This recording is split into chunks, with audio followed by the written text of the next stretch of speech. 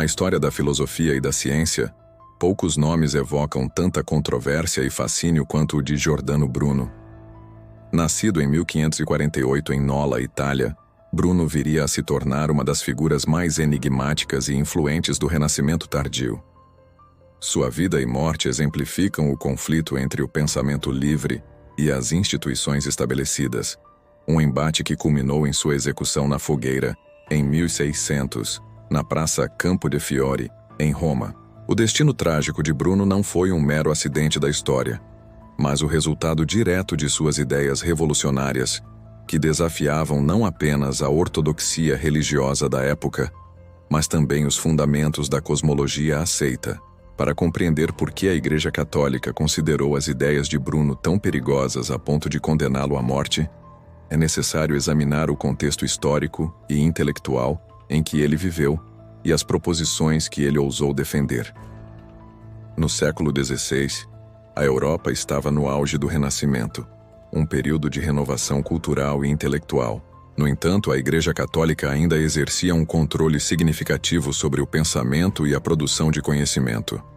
O sistema cosmológico ptolemaico, que colocava a Terra no centro do universo, era não apenas aceito como verdade científica, mas também considerado uma verdade teológica, intrinsecamente ligada à doutrina cristã. Neste cenário, Giordano Bruno emergiu como um pensador audacioso e original. Formado como frade dominicano, Bruno logo se afastou dos ensinamentos ortodoxos da Igreja. Suas ideias eram uma mistura única de neoplatonismo, hermetismo e uma interpretação radical da teoria heliocêntrica de Copérnico. Bruno foi além de simplesmente aceitar que o Sol estava no centro do sistema solar. Ele propôs um universo infinito, povoado por inúmeros mundos habitados. A cosmologia de Bruno era revolucionária em vários aspectos.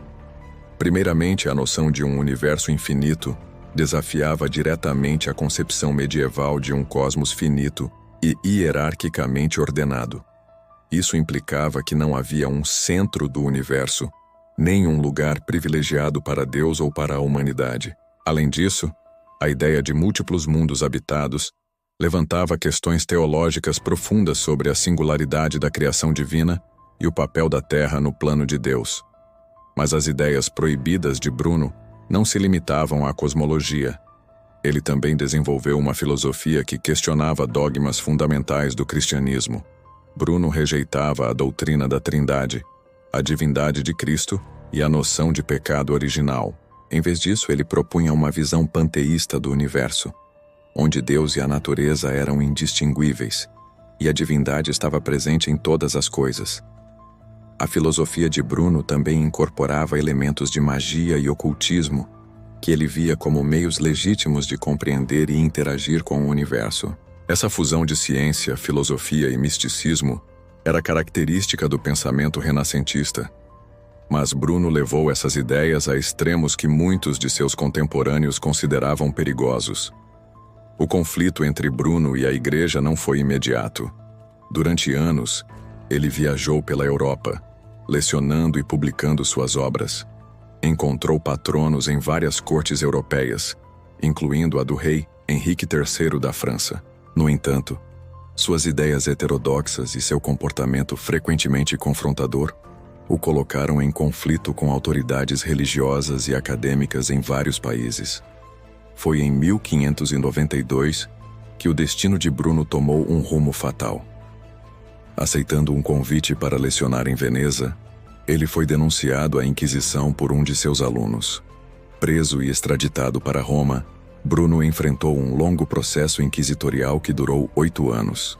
Durante esse período, ele foi repetidamente interrogado e pressionado a renunciar às suas ideias.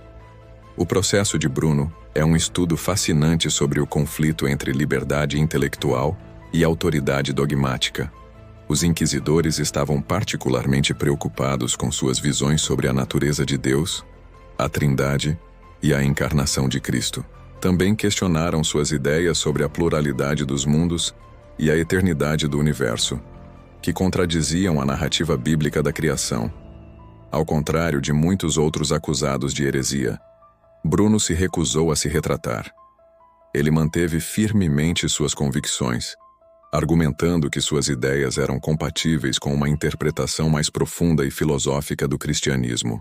Essa intransigência selou seu destino. Em 17 de fevereiro de 1600, Giordano Bruno foi levado à Praça Campo de Fiori, em Roma, onde foi queimado vivo. A execução de Bruno não foi um evento isolado. Ela ocorreu no contexto da Contra-Reforma, um período em que a Igreja Católica buscava reafirmar sua autoridade em face dos desafios protestantes e do crescente secularismo. A morte de Bruno serviu como um aviso para outros pensadores que ousassem desafiar a ortodoxia estabelecida. No entanto, o martírio de Bruno teve o efeito oposto ao pretendido pela Igreja. Em vez de suprimir suas ideias, a execução as imortalizou. Bruno se tornou um símbolo da liberdade de pensamento e da luta contra o dogmatismo religioso. Suas teorias, embora muitas vezes especulativas e não baseadas em observações empíricas, anteciparam desenvolvimentos importantes na ciência e na filosofia. A cosmologia de Bruno, com sua visão de um universo infinito povoado por inúmeros mundos, prefigurou descobertas astronômicas que só seriam feitas séculos depois. Sua insistência na unidade fundamental da natureza e sua rejeição de distinções absolutas entre matéria e espírito influenciaram o desenvolvimento do pensamento filosófico moderno. Hoje, Giordano Bruno é lembrado não apenas como um mártir da ciência, mas como um pensador original cujas ideias transcenderam seu tempo. Sua vida e morte ilustram o poder transformador das ideias e o alto preço que alguns estão dispostos a pagar por suas convicções. A história de Bruno continua a ressoar em uma era em que o conflito entre dogma e livre pensamento ainda persiste em várias formas. A queima de Giordano Bruno pela Igreja não foi apenas um ato de repressão religiosa, mas um momento definidor na história do pensamento ocidental. Representa o choque entre uma visão de mundo medieval em declínio e o nascimento do pensamento moderno. As ideias proibidas de Bruno, longe de serem erradicadas, plantaram as sementes para revoluções futuras na ciência, filosofia e teologia.